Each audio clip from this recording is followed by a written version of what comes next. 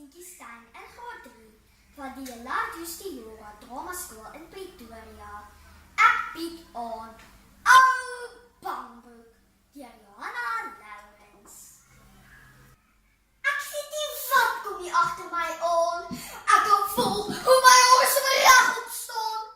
Yskoue vingers vat aan my nek. Ek wil hardloop, maar my voete sit vas op die plek.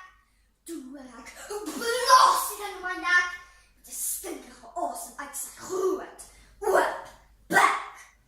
Ek knyp my oë so heeltemal toe en gril toe die ding aan my arm proe. Jy patroon, wat gaan aan?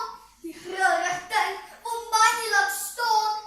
Nou het ek hardloop, nou het ek hol, verstaan ek oor die hele pad vol. Met 'n stokpolstreep skiet die ding verby.